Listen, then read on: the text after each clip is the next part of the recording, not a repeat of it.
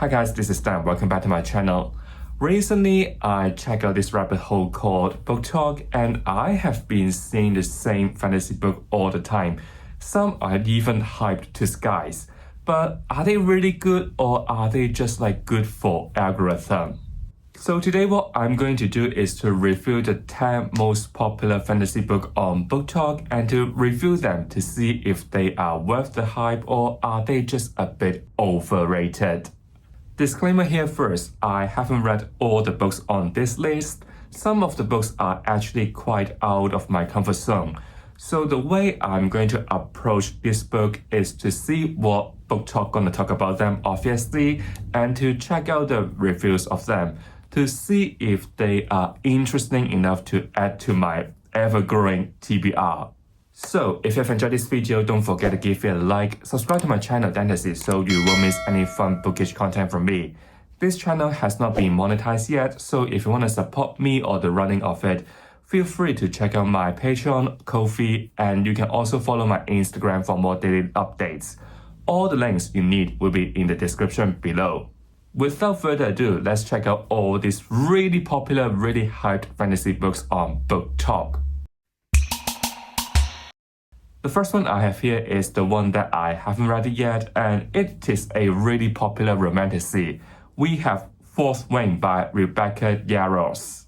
This book is about a character called Violet who was forced to join this war college to become a dragon rider. And it seems there could be some like romantic tension with a really dangerous rider there. From a little bit of research, I think some readers enjoy this romantasy and think the enemy to lover relationship makes sense.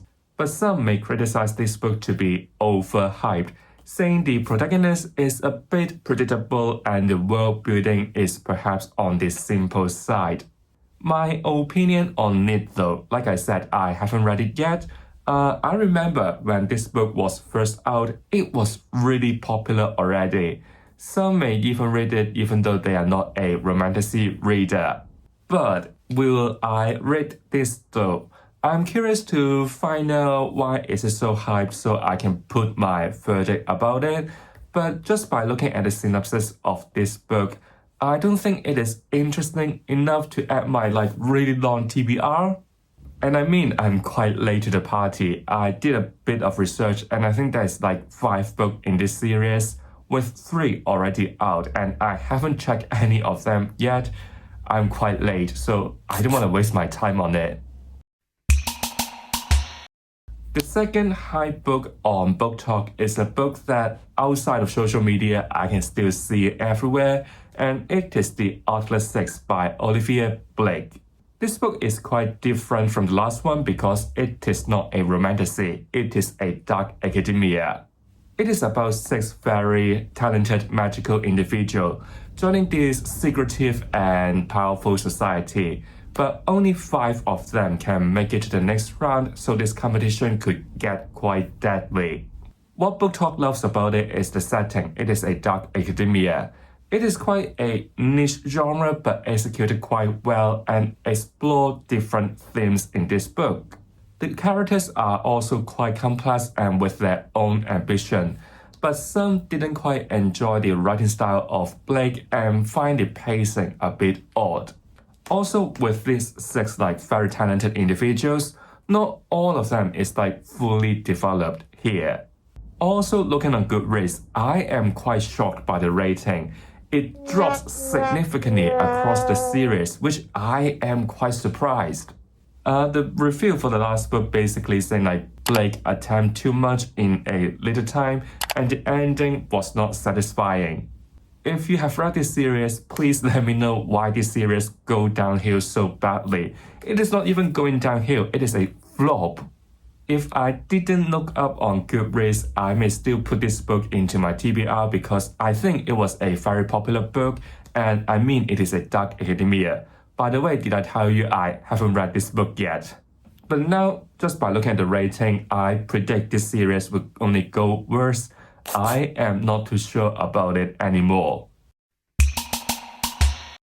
Finally, I have a book that I have heard of and can relate to. It is The ACOTAR by Sarah J. Maas. If you don't know, I have actually read a couple of books by her already. Most of the books from the Throne of Glass and 2 books into the Crescent City series. The only one I'm missing is the ACOTAR, and obviously this is also a romantasy. We follow a mortal huntress called Freya, who was taken to the Fey lands after killing a fairy in disguise. As she adjusts her new life and even fall for her captor, she uncovers a dark curse threatening their realm.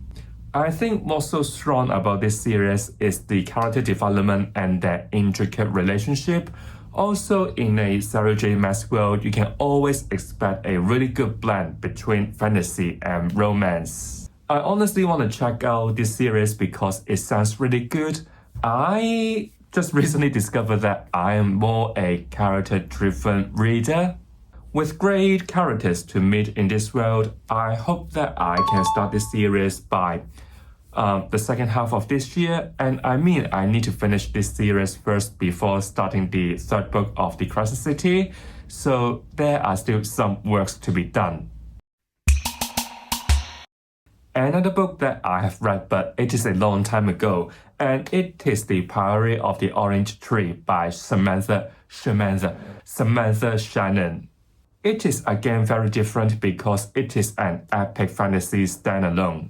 In a world divided by religion and the fear of an ancient dragon, characters like a queen, a mage, and a dragon rider has to stop the awakening of an apocalyptic force. I think it is quite a decent book if you are into epic fantasy and intricate world building, but you want all of this to be packed in a standalone. But I do feel like this book starts quite slow and quite heavy with the world building in the beginning.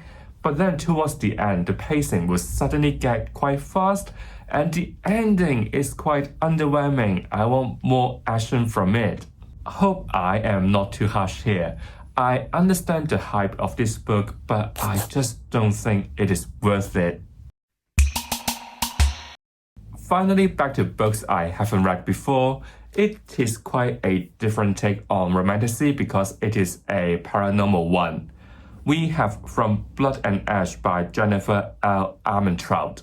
To be honest, I don't think I have come across with this book or series before, maybe just because I am not like a big romantasy reader. It is about Poppy, the maiden, destined for a mysterious and defined fate. Her life would turn upside down when she met somebody that could challenge what she has been taught with. What BookTok love about this book, of course, is its genre, romantasy. Many praise the romance with Poppy were executed quite well. The writing is quite accessible and this world is filled with layers of secrets. But some may criticize the pacing in the beginning was on the slower side, and then some dialogues could get quite repetitive and there is a lack of character development. Or I read something about the male character and the consent issue, and I think basically the male character hides his identity and can be quite manipulative. Like I said, I am a character-driven reader. If in front of me I got 2 series to choose from, one is ACOTAR and one is this one. They are both romantasy and I can only choose one. The one I will choose is of course Sarah J. Maas. Finally, another book I have read and it is my all-time favorite, and we have The Poppy War by R.F. Kuang. I think it is the only grimdark, military, and Asian-inspired fantasy on this list. This is about Rin, a war orphan, earning her way into a military school, but then one day her country was invaded and she slowly learns her shamanic power to connect with the gods. This one is really dark and heavy. What I love about this book is how R.F. Kuang has taken the inspiration of the Chinese history and successfully turned it into a grim dark fantasy world. So the world building can be quite rich.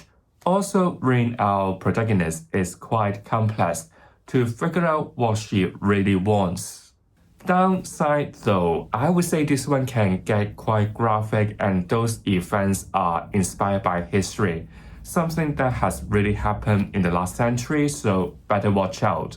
Some side characters in the first book, I would say they are still in the development stage. Later into the series, they will get the attention they deserve. It is a series that I still highly recommend, and I think BookTok is right here. Quite a rare thing to say. And then for the last 4 books on this list, just like say here, I haven't read them yet. The first one I have is The Serpent and the Wings of Night by Carissa Broadbent. It is about Oriah, a human girl adopted by a vampire king, and later she has to enter this deadly competition where the winner can get a divine favor, and her main rival appears to be her greatest temptation too. Just by looking at the synopsis, I found it quite interesting already, with themes like found family and survival. It is almost like Hunger Games but set in a romantic world. So many would praise the world building, and themes like enemies to lovers dynamic, snowbird romance, and the deadly competition were executed quite well. But this book begins quite slowly, and the use of shorter and more choppy sentences could be its biggest downside. This one sounds quite interesting to me, and I didn't expect it. I think we would see like romance, of course, and then world building, but with some sort of actions in this book. And I mean, a human girl adopted by a vampire king. Sounds really interesting, so I do want to check it out, and I will put this series to my TBR. The next one here is not a romantasy. It is a magical realism or historical fantasy. We have The Night Circus by Erin Morgenstern. If I'm right here, I think this book was published quite some time ago, and I remember some years ago, quite a lot of booktubers were reading it, not just on BookTok, on booktube. It is quite a sensation. And this book is about a magical competition between 2 young illusionists take place in a mysterious, enchanting circus. But as the games go on, the line between duty and love got quite blurred. From what I can remember, many who have read this book enjoy the atmosphere of this world, which is quite immersive, and the writing is quite beautiful and lyrical. Although this world is really magical and immersive, some may criticize the characters are not as well written as that part. Also, I just don't know why. We have gone through quite a lot of books already, and you could probably see me keep repeating the same problem of these books. Slow start and pacing issue, and I guess it is like the curse for these BookTok sensations. I guess what's so good about this book is the beautiful writing and the immersive world. Also, it is a standalone. But to me, beautiful lyrical writing is not something that I particularly look for in a fantasy world. Maybe I am just not at the stage to appreciate them yet. So I guess for this book, it is a skip. Next one is quite different. It is totally outside my comfort zone because it is a YA urban fantasy and a retelling of King Arthur. We have Legend Born by Tracy Dion. It is about Bree uncovers a secret society of the descendants from the King Arthur's knight while grieving for her mother, and discover she might be connected to a deeper magical legacy. What BookTok loves about this book is this kind of retelling in a contemporary setting with real-life issues and the emotional journey that Bree has to go through. The world building could be quite rich with different societies and its own magic system, but some may say that this part could get quite overwhelming. And you remember what people would criticize about these BookTok books, pacing issue and slow start, which goes to same as this book. This book sounds quite interesting to me. I always see this cover in a shop but never really see what is it about. Good plot, great character, unique magic system. I guess I need to check this YA out soon. Finally, we have come to the last book on this list, and it is also a book that I do want to check out. Earlier, Fairy Loot just did a leftover sale for this series, and what a brutal bloodshed it is. I have Once Upon a Broken Heart by Stephanie Garber. It is about Evangeline making a deal with Jack, the Prince of Hearts, to stop the wedding of the boy she loves. In return, she owes him 3 mysterious kisses. But the bargain pulls her into a magical world of secrets, curses, and dangerous games where love might be the greatest risk of all. I think what people love about this book is the fairy tale-like whimsical world building, and the slow burn tension between Evangeline and Jack is also interesting. This book also blends romance, adventure, and secrets really well and keep the readers hooked. But the character development, especially with Evangeline, is quite limited, and also do I need to repeat myself here. Reviews always complain about the pacing of these BookTok books, saying like some plot elements are overlooked. Even with these negative reviews, I am still interested in this series, and I think it is like an easy read in between some chunky epic fantasy books. So I'll put this series to my TBR. So these are the 10 trending BookTok sensations. At this stage, I think we can conclude that majority of them is leaning towards romantasy, and we can make a reasonable guess of the demographic of BookTok users. I haven't read all of them yet, so thanks to this idea, I think I will put ACOTAR, The Serpent and the Wings of Night, Legendborn, and Once Upon a Broken Heart to my TBR. Let me know in the comment which hype fantasy book do you think is overrated, and what are the ones that deserve some more love. So if you've enjoyed this video, don't forget to give it a like, subscribe to my channel Fantasy so you won't miss anything from me. I'll see you all real soon. Goodbye!